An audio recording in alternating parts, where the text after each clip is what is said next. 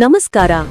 BNK express news ವತಿಯಿಂದ ಸಮಸ್ತ ನಾಡಿನ ಜನತೆಗೆ ಸಂವಿಧಾನ ಶಿಲ್ಪಿ, ಭಾರತ ರತ್ನ ಡಾಕ್ಟರ್ BR ಅಂಬೇಡ್ಕರ್ ಜಯಂತಿಯ ಹಾರ್ದಿಕ ಶುಭಾಶಯಗಳು.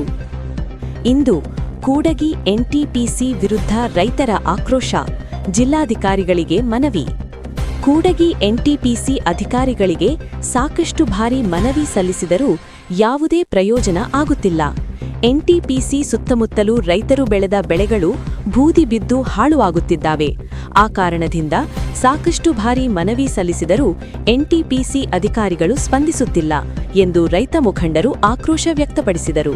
ಮತ್ತು ಜಮೀನು ಕಳೆದುಕೊಂಡ ರೈತರ ಮಕ್ಕಳಿಗೆ ಖಾಯಂ ನೌಕರಿ ಕೊಡುವುದಾಗಿ ಅಧಿಕಾರಿಗಳು ಭರವಸೆ ನೀಡಿದ್ದರು. ಇಲ್ಲಿಯವರೆಗೆ ಒಬ್ಬ ವಿದ್ಯಾರ್ಥಿಗಳಿಗೂ ಖಾಯಂ ನೌಕರಿ ತೆಗೆದುಕೊಂಡಿಲ್ಲ ಎಂದು ಆರೋಪಿಸಿದರು. ಬೂದಿ ಬಿದ್ದು ಹಾಳಾಗುತ್ತಿರುವ ರೈತರಿಗೆ ಕೂಡಲೇ ಪರಿಹಾರ ಒದಗಿಸಿಕೊಡಬೇಕು ಮತ್ತು NTPC ಅವರು ಕೊಟ್ಟ ಮಾತು ಎಲ್ಲ ಈಡೇರಿಸಬೇಕು ಎಂದು ರೈತ ಮುಖಂಡರು ಆಕ್ರೋಶ ವ್ಯಕ್ತಪಡಿಸಿ ಜಿಲ್ಲಾಧಿಕಾರಿಗಳಿಗೆ ಮನವಿ ಸಲ್ಲಿಸಿದರು. ಕೂಡಲೇ ಕೊಟ್ಟ ಮನವಿಯನ್ನು ಸ್ಪಂದಿಸದಿದ್ದರೆ NTPC ವಿರುದ್ಧ ಬೃಹತ್ ಹೋರಾಟ ಮಾಡುವುದಾಗಿ ರೈತರು ಎಚ್ಚರಿಕೆ ನೀಡಿದರು.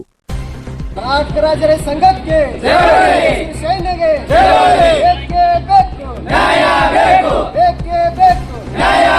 NTPC ಕೂಡಿಗೆಯಲ್ಲಿರುವಂತಹ NTPCಯಲ್ಲಿ ಹಾರು ಬೂದಿಯಿಂದಾಗಿ ಸುತ್ತಮುತ್ತಲಿನ ರೈತರಿಗೆ ಹಲವಾರು ಸಮಸ್ಯೆಗಳಾಗ್ತಾ ಇತ್ತು. ಆ ನಿಟ್ಟಿನಲ್ಲಿ ಕುಡಿಯುವ ನೀರಿನ ಸಮಸ್ಯೆ ಆಗುವುದು ಅಂದ್ರೆ ಅದು ಹಾರುವ ಧೂಳಿನಿಂದಾಗಿ ಅಲ್ಲಿರುವಂತಹ ರೈತರಿಗೆ ಕುಡಿಲಕ್ಕೆ ನೀರು ಸಿಗಕ್ಕೆ ಯೋಗ್ಯವಾದ ನೀರು ಸಿಗಲಾರ್ದು ಕೂಡ ಒಂದು ಪ್ರಮುಖ ಕಾರಣ ಆಗಿದೆ. ಅದೇ ರೀತಿಯಾಗಿ ಆ ಒಂದು ಹಾರು ಬೂದಿಯಿಂದಾಗಿ ಸುತ್ತಮುತ್ತಲಿನ ಬೆಳೆಗಳ ಮೇಲೆ ಕೂಡ ಬೂದಿ ಕುಂತು ಇಳುವರಿ ಕಡಿಮೆಯಾಗಿ ಸಾಕಷ್ಟು ನಷ್ಟ ಅನುಭವಿಸುತ್ತಿರುವ ಕುರಿತು ಮನೆ ಜಿಲ್ಲಾಧಿಕಾರಿಗಳ ಗಮನಕ್ಕೆ ತಂದು ಆ ಬೂದಿಯನ್ನು ಯಾವುದೇ ಕಾರಣಕ್ಕೂ ಹೊರಗಡೆ ಹಾರಲಾರ್ದಂಗ ಒಂದು ಮುಂಜಾಗ್ರತಾ ಕ್ರಮವನ್ನು ಕೈಗೊಳ್ಳಬೇಕಂತೇಳಿ ಒಂದು ಆಗ್ರಹ ಮಾಡಿದೆವು. ಅದೇ ರೀತಿಯಾಗಿ ಅಲ್ಲಿ ಭೂಮಿಯನ್ನು ಕಳೆದುಕೊಂಡಂತ ರೈತರ ಮಕ್ಕಳಿಗೆ ಅಲ್ಲಿ ಏನಾದ ಕೆಲಸ ಕೊಡಬೇಕು, ನೀವು ಅಧಿಕೃತವಾಗಿ ಕೆಲಸವನ್ನು ಕೊಡ್ರಿ ಅಂತ ಕೂಡ ಒಂದು ಬೇಡಿಕೆ ಇಟ್ಟೆವು. ಇನ್ನು ಅಲ್ಲಿ ಕೆಲಸ ಮಾಡುವಂತವರಿಗೆ ಕಾರ್ಮಿಕರಿಗೆ ಯೋಗ್ಯವಾದಂಥ ಶುದ್ಧವಾದ ಕುಡಿಯುವ ನೀರು ಹಾಗೂ ಮೂಲಭೂತ ಸೌಕರ್ಯಗಳನ್ನು ಒದಗಿಸಿ ಅಂತೇಳಿ ಪ್ರಮುಖವಾಗಿ ಕೂಡಿಗೆ NTPCಗೆ ಸಂಬಂಧಪಟ್ಟಂತೆ ನಾವು ಎಂದು ಕೇಳ್ಕೊಂಡೆವು. ರಾಜರ ಸಂಘಕ್ಕೆ ಸೇನೆಗೆ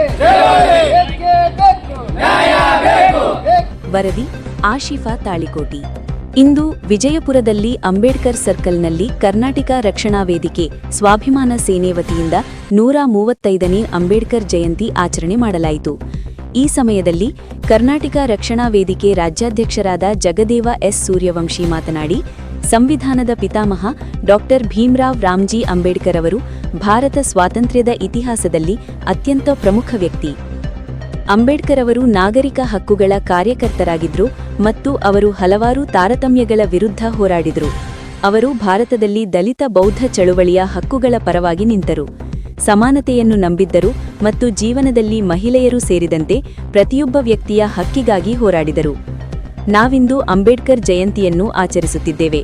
ಡಾಕ್ಟರ್ BR ಅಂಬೇಡ್ಕರ್ ಅವರನ್ನು ಬಾಬಾ ಸಾಹೇಬ್ ಎಂದೂ ಕರೆಯಲಾಗುತ್ತಿತ್ತು. ನಾವು ಅಂಬೇಡ್ಕರ್ ಅವರ ಹೆಸರನ್ನು ಕೇಳಿದ ತಕ್ಷಣವೇ ನೆನಪಾಗುವ ವಿಷಯವೆಂದರೆ ಸಂವಿಧಾನದ ಪಿತಾಮಹ ಎಂದು. ಇನ್ನೊಂದೆಡೆ ಬಾಬಾ ಸಾಹೇಬರ ಕೃತಿಗಳು ಮತ್ತು ಸಾಮಾಜಿಕ ನಿಲುವು ಸಂವಿಧಾನವನ್ನು ರಚಿಸುವ ಕಾರ್ಯವನ್ನು ಮೀರಿದ್ದು ಎಂಬುದನ್ನು ನಾವು ತಿಳಿಯಲೇಬೇಕು.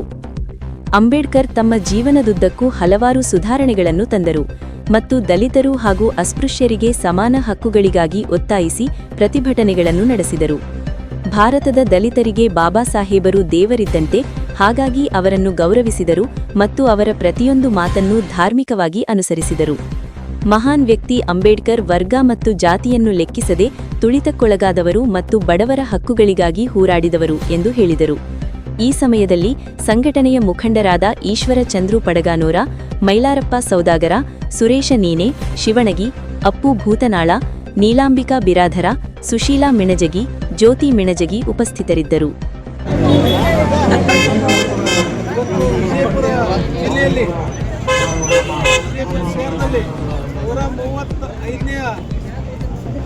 ಬಾಬಾ ಸಾಹೇಬ್ ಅಂಬೇಡ್ಕರ್ ಜಯಂತಿಯನ್ನು ಕರ್ನಾಟಕ ರಕ್ಷಣಾ ವೇದಿಕೆ ಸ್ವಾಭಿಮಾನಿ ಸೈನ್ಯದ ವತಿಯಿಂದ ಬಹಳ ವಿಜೃಂಭಣೆಯಿಂದ ಆಚರಿಸಲಾಯಿತು.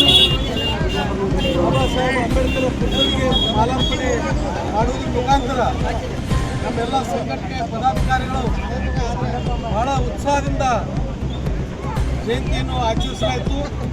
ಇದೇ ರೀತಿ ಪ್ರತಿಯೊಂದು ಏನು ಸಾಧಕರ ಜಯಂತಿಗಳು ಇದ್ದಾವೆ ನಾವು ಮುಂದಿನ ದಿನಮಾನದಲ್ಲಿ ಯಾರ್ದೂ ಆಚರಣೆ ಮಾಡಲಾರ್ದು ಬಿಡಬಾರ್ದು ಅನ್ನೋಂಥ ಒಂದು ತೀರ್ಮಾನ ತೆಗೆದುಕೊಳ್ಳಲಾಗಿದೆ. ಯಾಕಂದರೆ ನಮ್ಮ ಭಾರತ ದೇಶಕ್ಕೆ ಸಾಕಷ್ಟು ಕೊಡುಗೆ ಬಿಟ್ಟಿದ್ದಾರೆ. ನಾಳೆ ಬರುವ ಏಪ್ರಿಲ್ 20ರಂದು ವಿಶ್ವಗುರು ಅಣ್ಣ ಬಸವಣ್ಣನವರ ಜಯಂತಿ ಅಂತೂ ನಾವು ಒಂದು 100 ಜನ ನಮ್ಮ ಸಂಘಟನೆಯವರು ಕೂಡಿ ಏನು ಕರ್ನಾಟಕ ರಕ್ಷಣಾ ವೇದಿಕೆ ಸ್ವಾಭಿಮಾನಿ ಸೇನೆದ ಏನು ಸಂಘಟನೆ ಎಲ್ಲ ಪದಾಧಿಕಾರಿಗಳು ಬಹಳ ವಿಜೃಂಭಣೆಯಿಂದ ಏಪ್ರಿಲ್ 20ರಂದು ವಿಶ್ವಗುರು ಅಣ್ಣ ಬಸವಣ್ಣನವರು ಜಯಂತಿ ಕೂಡ ಮಾಡ್ತಾಯಿದ್ದೀವಿ ಅಂಥೇಳಿ ನಾ ಈ ಸಂದರ್ಭದಲ್ಲಿ ಎಲ್ಲರ